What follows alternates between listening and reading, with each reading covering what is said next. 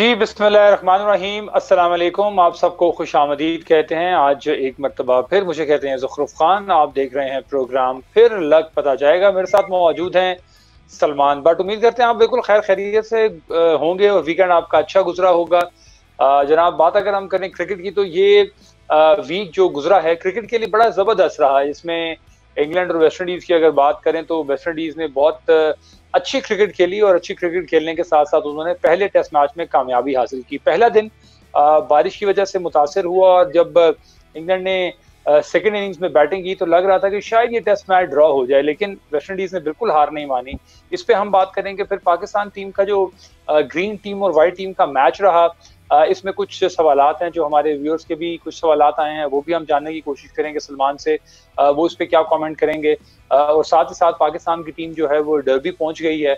अब नेक्स्ट पड़ाव जो है वो डर्बी में है। इसके अलावा जो वर्ल्ड T20 है, इस पे हम जरूर बात करेंगे। और साथ ही साथ जो दिसंबर में भारत का दौरा ऑस्ट्रेलिया है, उस पे भारत ने ये कहा है क्रिकेट ऑस्ट्रेलिया से कि ये 14 डेज का क्वारंटीन पीरियड है, इससे वो खुश नहीं है। प्लीज इसको कम कीजिए ताकि प्लेयर्स कमरों तक महदूद ना रहें। तो इस पे किस हद तक रिस्पॉन्ड देता है क्रिकेट ऑस्ट्रेलिया, ये हम डिस्कस करेंगे। सलमान के पास चलते हैं सीधा।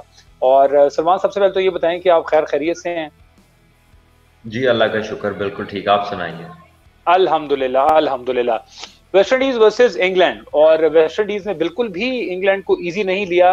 मेरा ख्याल है कि इंग्लैंड शायद थोड़ा इजी ले गया वेस्ट इंडीज को। देखिए, इन एनी केस एक्सपेक्टेड तो यही था कि इंग्लैंड फेवरेट्स थे जब मैच स्टार्ट हुआ था।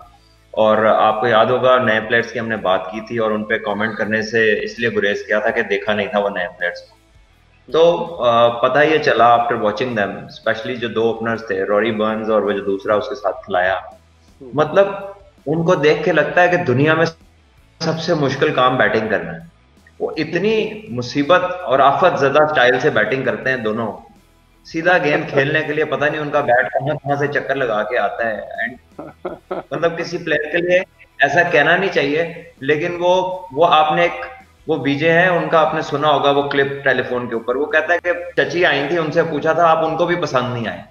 तो ये वो वाले बैटिंग स्टाइल थे जो शायद किसी को भी पसंद नहीं आए। और बिल्कुल सीधी सादी जो क्रिकेट खेलने वाली होती है ना, वो उसको इतना कॉम्प्लिकेट किया। और फिर ऑब्वियसली इंग्लैंड के जो मेन प्लेयर थे, जो रूट हो गया या साथ दूसरा वो जो बेयरस्टो नहीं है, उनका जॉनी बेयरस्टो है, वो भी नहीं था। हाँ, और उनके जो ऑब्वियसली की लिंक्स थे बैटिंग के, वो मिसिंग थे। But still I think England का वेनम नजर नहीं आया। वो जो किलर इंस्टिंक्ट है ना, वो जो आपने जीत की तरफ जाना होता है एट एनी कॉस्ट, वो नजर नहीं आई। और प्रोबेबली इंग्लैंड को दुनिया में या क्रिकेट में कोई वर्ल्ड कप जीतने में इतना अरसा इसीलिए लग गया क्योंकि दे लैक वेनम। इनके अंदर वो किलर इंस्टिंक्ट नजर नहीं आती, वो चीज नजर नहीं आती। एट टाइम्स इनको देख के लगता है कि ये बड़े लेड बैक हैं और ये थोड़े में ही खुश हो जाते हैं, मतलब जीत से थोड़ा लेस में भी खुश हो जाते हैं। तो West Indies for that matter और पाकिस्तान, ये वो ऐसी टीमें हैं कि ये हमने ये भी बात की थी कि सरप्राइज एलिमेंट है। वो जीत लेंगे तो फिर जीत लेंगे, फिर साथ हाथ भी नहीं लगने देंगे। और उन्होंने यही किया। आप उनकी बॉलिंग देखें, उनके यंगस्टर्स थे but they bowled good areas, good channels. उनके 3 जल्दी आउट हुए दूसरी इनिंग में, फिर भी उन्होंने स्कोर कर लिया। और उनके प्लेयर्स अच्छे लग रहे हैं, सॉलिड भी लग रहे हैं टेक्निकली, और क्रिकेट को जिस तरह खेलना चाहिए अटैकिंग और प्लेयर के साथ, उस तरह वो नजर आ रहे हैं खेलते हुए। So I think West Indies future is in good hands. Whereas England से ये एक्सपेक्टेड तो नहीं था, बट उनका जो टॉप ऑर्डर है वाज़न्ट इम्प्रेसिव एट ऑल, बिल्कुल इम्प्रेस नहीं अच्छा, किया। आप समझते हैं कि स्टुअर्ट ब्रॉड को ना खिलाना इससे भी फर्क पड़ा इंग्लैंड को? मार्कवुड जो है थोड़े ओवररेटेड दिखाई दिया आपको? मार्कवुड की तो कोई मूवमेंट ही नहीं है जी ऑफ द पिच। वो और वो ना वो इतना तेज है कि जिसे कहें कि बहुत ही तेज है। वो 150 प्लस वाला थोड़ी है, वो 140 में बॉल करता है।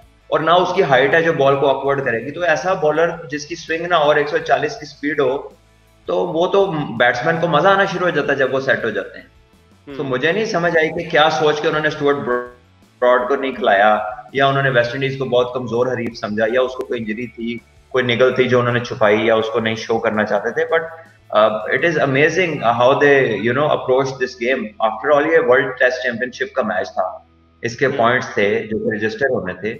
सो I don't know, they might have their own reasons, but मैं बड़ा सरप्राइज था कि वो नहीं खेला। मुझे नहीं पता उसे कोई इंजरी थी या नहीं थी।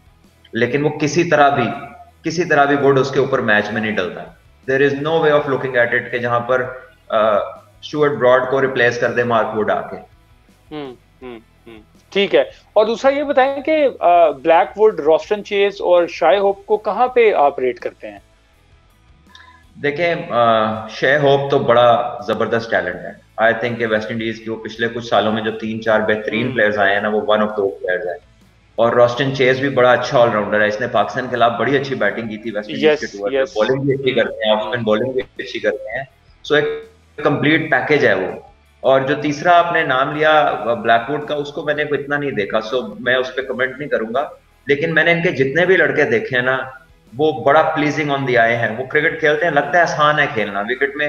हालांकि विकेट में अनइवन बाउंस था, विकेट मुश्किल थी एट टाइम्स, लेकिन वो खेल रहे थे तो लग रहा था इतनी प्रॉब्लम नहीं है। इंग्लैंड के बैट्समैन तो खेल रहे थे तो लगता था पता नहीं तूफान में उनकी बैटिंग आ गई है। मुझे समझ नहीं लग रही थी वो 2 हाँ, बिल्कुल ऐसा ही है। अच्छा, ये दोनों की अगर हम कंपैरिजन करें कप्तानी का, चाहे वो बेन स्टोक्स हैं या जेसन होल्डर हैं, तो इन दोनों को कहाँ पे आप रेट करते हैं? किसने ज्यादा अच्छी कप्तानी की, कहाँ पे ज्यादा अच्छी बॉलिंग चेंजेस की, कहाँ पे ग्रिप जो है वो ज्यादा मजबूत होगी दोनों कप्तानों की?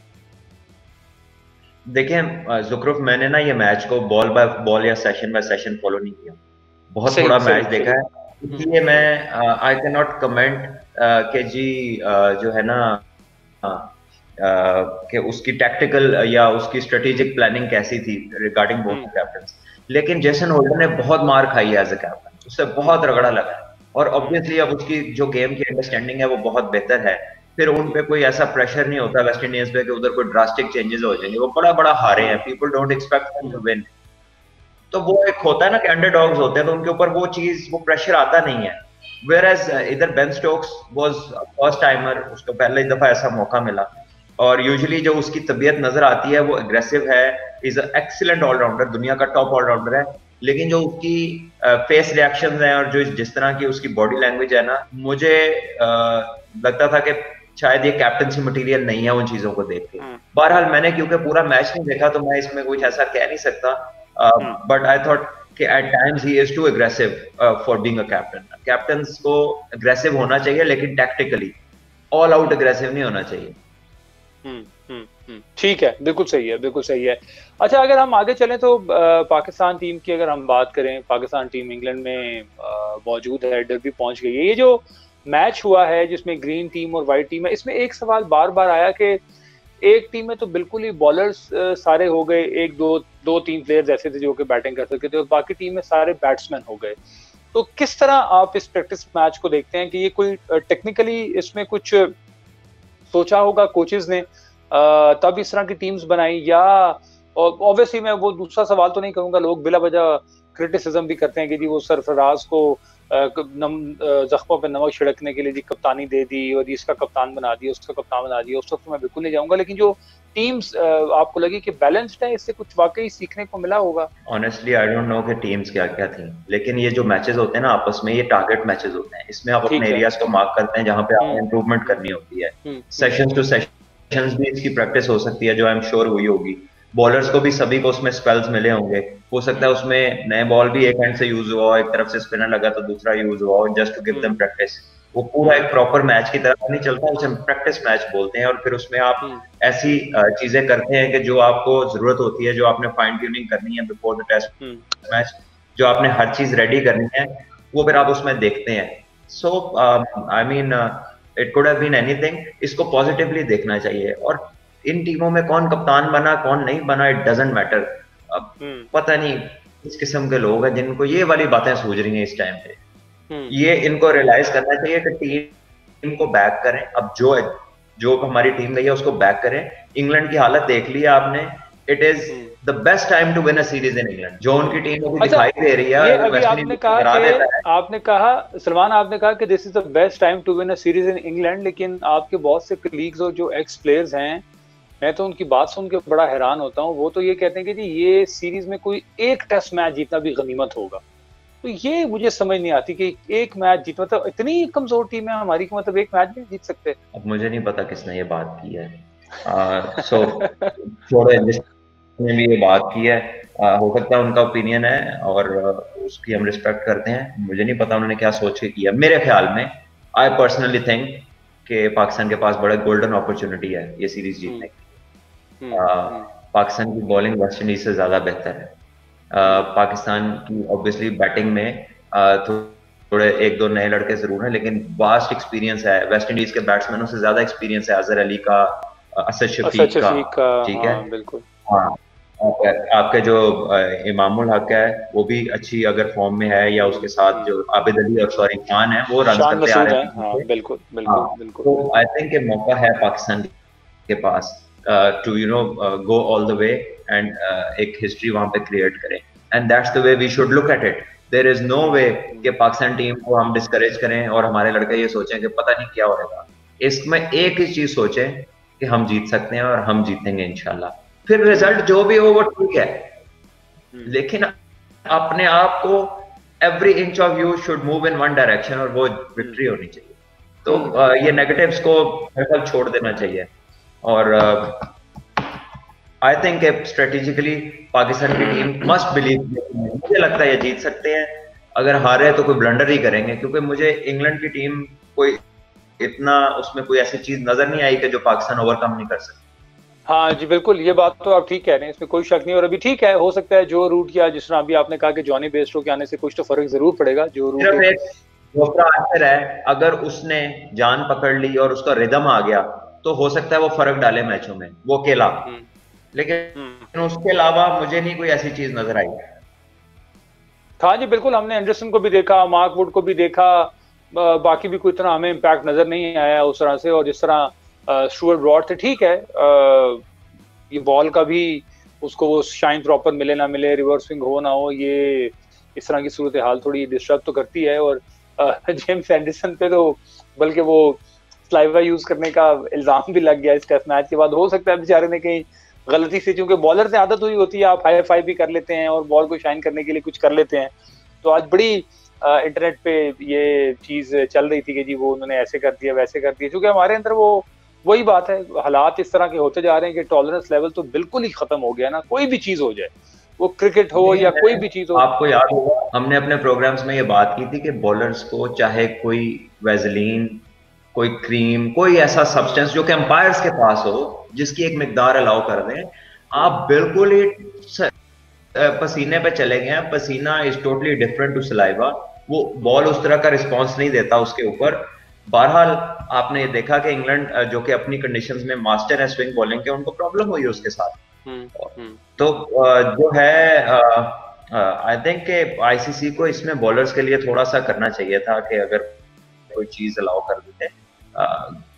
मेरा ख्याल है थोड़ा सा अनफेयर है। पीपल लाइक एंडरसन या जो स्विंग बॉलर्स हैं जो डिपेंड करते हैं बॉल की कंडीशन के ऊपर, उनके तो आप जो है उनके हाथ से बांधने वाली बात नहीं।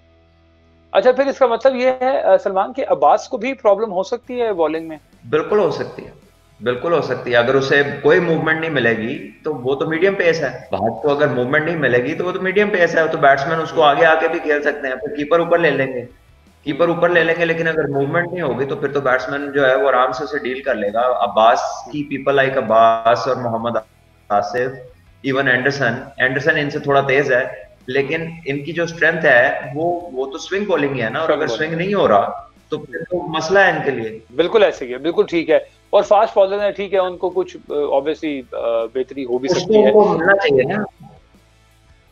हाँ जी बिल्कुल ऐसा ही है, कुछ तो मिलना चाहिए ऑब्वियसली। वो बॉलर तो बिल्कुल ही, फिर आप ये समझे ना कि एक तरह से फ्लैट ही हो गए ना, मतलब वो ना स्विंग मिल रही है, ना कोई सी मूवमेंट हो रही है, ना कोई उनको और कहीं से फायदा मिल रहा है, तो वो चाहे तो बिल्कुल ही फ्लैट हो गए और बैट्समैन के लिए एक अच्छी प्रैक्टिस हो जाएगी। अच्छा, अगर हम आगे चलें और थोड़ी हम बात करें बीसीसीआई की, तो लोगों का ये कहना है और सवाल भी है कि हर चीज में जो board of cricket control in India है वो अपनी अजारादारी कायम करने की कोशिश करता है। और इस मतलब उन्होंने ऑस्ट्रेलिया को कहा है कि भाई अगर 2 हफ्ते का क्वारंटीन पीरियड होगा तो फिर बड़ा मुश्किल हो जाएगा, इसको आप पहले कम करें। तो बजाय इसके कि कॉपरेट करें मुश्किल सूरत हाल में, ऊपर से ये ऑर्डर कर देना कि हाँ जी ये क्वारंटीन पीरियड को कम करें, तो ये तो तड़ी लगाने के बराबर नहीं हो गया सलमान? ये कोई सरप्राइज तो नहीं है, वो तो ऐसा करते आ रहे हैं कब से। आपको याद होगा कि आज से कोई 12-13 साल पहले एक दफा एक नई प्रोविजन आई थी डोप टेस्टों के हवाले से कि हर बंदा अपनी वेयर अबाउट्स बताएगा हर वक्त, ठीक है, हर बंदे ने अपनी वेयर अबाउट्स बतानी है आईसीसी को। तो Indians were the only one who stood up and वो उन्होंने कहा था कि जाओ हम नहीं करते। कई दफा वर्ल्ड कप में हुआ कि जी लोगो आगे नहीं लगेगा, वो कहते हैं ठीक है हम नहीं खेलते, फिर आगे लग जाता है लोगो। तो it's about big finances, it's about economic control which they have and they use it, they know it, और बाकी फिर मानते हैं उनकी बात को। और who knows by that time चीजें इजी हो जाए। देखें अगर आप, it doesn't make sense always, हमारे तो वैसे ही आदत ही नहीं है ना आगे से कोई बात करने की। भाई आप अपने मुल्क में क्वारंटीन करके नेगेटिव जा रहे हैं, उनके मुल्क में टेस्ट होता है, अगले दिन आपका नेगेटिव आ जाता है, फिर काहे की क्वारंटीन? नेगेटिव टेस्ट की काहे की क्वारंटीन है? मुझे बताया ना, इट डजंट मेक सेंस। बिल्कुल, तो सर फेंक के हर बात मान के नहीं लेनी चाहिए ना, उसकी कोई लॉजिक भी तो प्रेजेंट होनी चाहिए बात। तो अगर सारे बंदे ही क्लियर हैं, अपने मुल्क में भी क्लियर है, उधर जाके भी क्लियर है, तो फिर क्वारंटीन किस बात की? बिल्कुल ऐसा ही है। और देखिए जिस तरह पाकिस्तान की टीम फॉर एग्जांपल गई है, उन्होंने वहां पे दूसरे शहर में क्वारंटीन भी रहे, साथ साथ उनके जिम सेशन भी होता रहा, बाकी इंडोर गेम्स भी वो खेलते रहे, और इस तरह की एक इंटरेक्शन रही है ताकि बिल्कुल ये ना हो कि प्लेयर्स जो है वो कमरों में बंद होकर रह जाएं, बाहर ना निकल सकें। तो एक साइकोलॉजिकल प्रेशर भी बड़ा बुरा असर डालता है, और मेंटल हेल्थ के जो इश्यूज हैं वो भी होते हैं। जाहिर है एक एथलीट्स है, उनका दिल करता है बाहर जाने का, और वो घूमते फिरते इस तरह हैं, और प्रैक्टिस सेशंस तो बहुत ज़रूरी होते हैं इसके लिए। खैर ये तो चीज़ें आपने बिल्कुल ठीक इस जानिब तवज्जो दिलाई है कि वो पहले माजी में भी इस तरह की सूरत हाल होती रही है। अब जो मेन इशू आप कह लें कि इशू तो नहीं है, बल्कि एक पाकिस्तान क्रिकेट बोर्ड कोशिश कर रहा है कि PSL के जो बाकी मानदा मैचेस हैं वो नवंबर में हो जाएं, और जो टिकटों की पैसों की वापसी है वो भी स्टार्ट हो गई है, पहला मरहला उसका स्टार्ट हो गया है। आप क्या समझते हैं कि अगर नवंबर में पॉसिबिलिटी नहीं होती, तो बहुत से लोगों का ये भी कहना है कि अगली PSL जो है वो एक हफ्ता पहले उसको अरेंज कर लिया जाए और प्लेयर्स को बुला लिया जाए और ये मैचेस हो जाएं। तो आप समझते हैं कि उसका मजा उतना ही रहेगा, या ये चूंकि एक दफा डिस्टर्ब हो गई है बीच में, तो अब तो टीम ने जीतना ही जीतना है, जो भी 4 मैचेस रह गए हैं तो उसको किसी तरीके से मुकम्मल कर लें? इंटरेस्टिंग होगा काफी कि एक आप जो भी टीम लेट से अगर ऐसा हो जाता है और एक टीम जीत जाती है, तो with in 3 or 2 days they will start defending the title. ये भी पहली दफा होगा। और दूसरी बात यह है कि एक अच्छी dress rehearsal of hard fought matches मिल जाएगी सबको। जो 4 टीमें हैं वो बिल्कुल उनको प्रॉपर हैवी मैच प्रैक्टिस मिल जाएगी और प्रेशर मैच प्रैक्टिस मिल जाएगी, क्योंकि नॉकआउट्स होंगे सेमीफाइनल और फाइनल। तो अच्छा इंटरेस्टिंग है अगर हो जाए, इसमें कोई मजायका नहीं है। और मेरा ख्याल है कि PCB को अपनी कन्वीनियंस देखते हुए, अपने हालात देखते हुए इनको इनिशिएट करनी चाहिए चीजें। ये छोड़ देना चाहिए कि कोई क्या कर रहा है हम भी वैसा कर लें, हम अपना क्यों ना देखें और हम अपनी क्यों ना करें। ठीक है, अब साउथ अफ्रीका ने जब रन आउट के ऊपर टीवी रिप्लेस लाए थे तो किसी से पूछ के लाए थे वो? ये जो इंडिया ने स्ट्रेटेजिक टाइम आउट रखा था IPL में, किसी को देख के रखा था? ठीक है, इसी तरह जो ये शर्टों के पीछे, टेस्ट मैच की शर्टों के पीछे नाम और नंबर आ गए हैं, किसी ने पूछा था? हमारे तो अभी तक अंपायर कई ऐसे हैं क्लब के मैचेस में या डोमेस्टिक के मैचों में, वो शूज का कलर देख रहे होते हैं, वो ग्लव्स के ऊपर चीजें देख रहे होते हैं। दूसरी दुनिया में हेलमेट के ऊपर कैमरा लग के बैटिंग हो रही है मैच के अंदर। ठीक है, तो व्हाई वी ऑलवेज, हम सारी जिंदगी फॉलोअर ही रहेंगे या कभी जिंदगी में हम इनोवेटर्स भी बनेंगे? मुझे इस चीज का इंतजार है कि कब होगी, कब हम खुद इनिशिएट करेंगे। चाहे उसमें कोई गलती करें तो सीख ही लेंगे ना उससे, इतना डर किस बात है यार। हाँ बिल्कुल बिल्कुल बिल्कुल, आपने ठीक कहा। और एक इंटरेस्टिंग इसमें सलमान और चीज हो सकती है कि जब PSL का ड्राफ्ट होगा PSL 6 के लिए, उसमें हो सकता है कि कोई player last year Lahore Karachi में था वो इस साल ना हो, लेकिन PSL से पहले उसको पुरानी PSL के कुछ मैचेस खेलने पड़े, तो ये भी एक इंटरेस्ट उसमें डेवलप हो जाएगा और उसके बाद वो जाके अपनी दूसरी टीम को ज्वाइन करे। इस तरह की चीजें भी सामने आ रही, लेकिन ऑब्वियसली ये क्रिकेट है, क्रिकेट में तो अब गैप आ गया, कोविड की वजह से चीजें डिस्टर्ब हुई, तो ये सारा सिलसिला चलता रहा। सलमान क्या कहेंगे इस पे?